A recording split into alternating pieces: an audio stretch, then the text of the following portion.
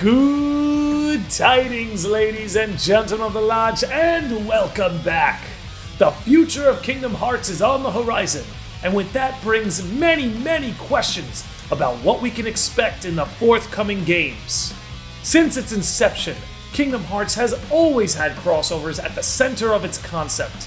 In the beginning, it started with Disney and Final Fantasy, and as of Dream Drop Distance, Square allowed The World Ends With You to enter the picture.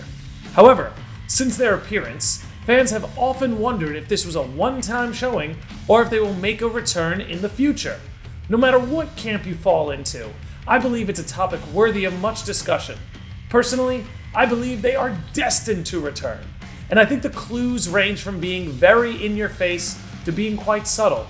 As a preface, I just want to note that there will be no spoilers for Neo: The World Ends With You, which, by the way, is an incredible game and you should all play it.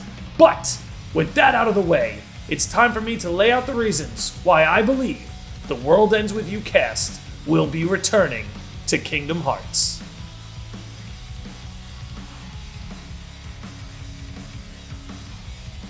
There was absolutely no way I was going to be able to make this video and not bring this up.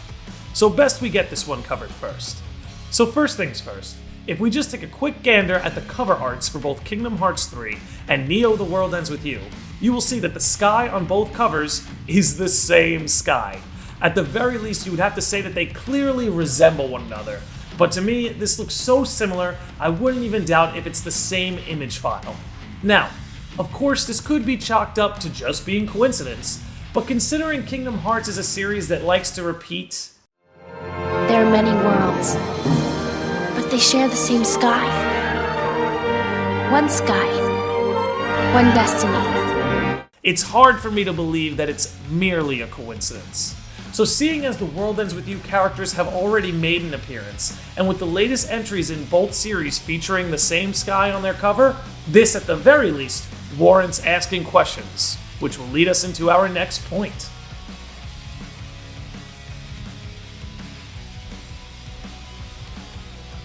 Speaking of newest developments in the latest entries, it would appear as though both games' main protagonists obtain the ability to travel back in time and change fate. Now, before anyone jumps down my throat about that being a spoiler, do keep in mind that this ability was unveiled in the Neo trailer, and it's on the back of the jewel case. So that said, I find it quite peculiar that both Sora and Rindo would obtain the power to change fate by traveling back in time to change events. So from the cover art to the main protagonist's abilities, we are seeing some obvious overlap between the two entries. These examples are relatively on the surface and obvious, so let's jump into an example that's a little bit more subtle.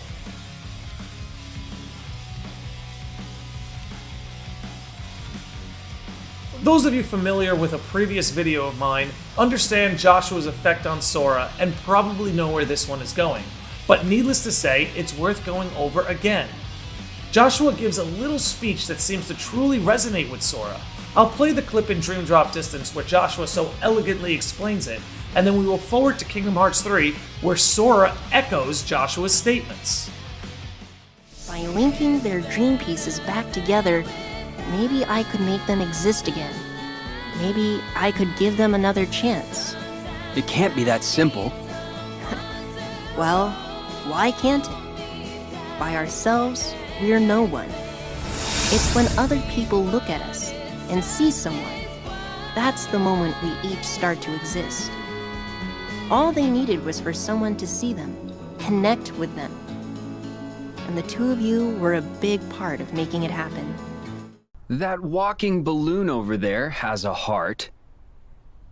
At least that's the nonsense I'm supposed to believe. There are hearts all around us. You only have to see them for them to become real. If the World Ends With You characters were never destined to return, I feel as though they wouldn't have given Joshua such a lasting impact on Sora. It's clear where he got that line and resolve from, and I believe that if we have Sora echoing Joshua's statements here, it increases the likelihood that at the very least, Joshua himself will return.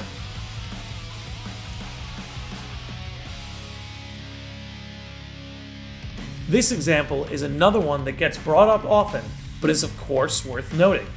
To kick things off, Neku's final words to Sora in Dream Drop Distance are, "Once you find your friend, Sora, you should come hang out in our town." Definitely. See you in Shibuya. Sure, it's a deal.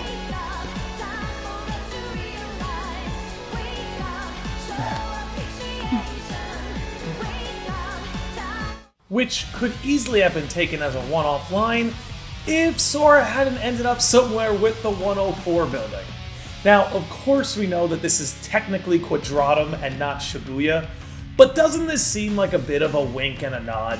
What are the odds that right after Neku says "see you in Shibuya," that in the very next game, Sora would end up here? Now again, this isn't technically Shibuya, but to put the World Ends With You characters in one game and then the 104 building in the next game certainly raises eyebrows.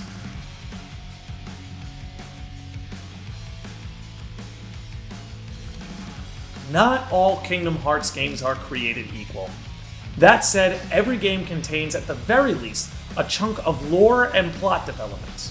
However, to not acknowledge the amount of information and world building done in that game would be nothing short of neglect.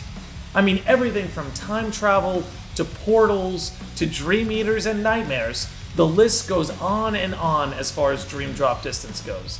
So to see Square Enix not waste any breath or effort on this game, clearly see and use it as the predecessor to Kingdom Hearts 3, and with all of the foreshadowing and story development we saw transpire, it has to beg the question whether or not the World Ends With You gang are a part of all of that building. If you are a believer like I am, then seeing how important Dream Drop Distance was to Kingdom Hearts 3 and the rest of the series, I think it's reason to feel pretty positive about the future inclusion of the World Ends With You cast. At its core, Kingdom Hearts is all about crossovers at the end of the day. At its inception, those crossovers extended to both Final Fantasy and Disney. However, the World Ends With You characters were the first ones to come along to break that mold. It's hard for me to believe that this was done as a one-off without a plan for these characters to make a return.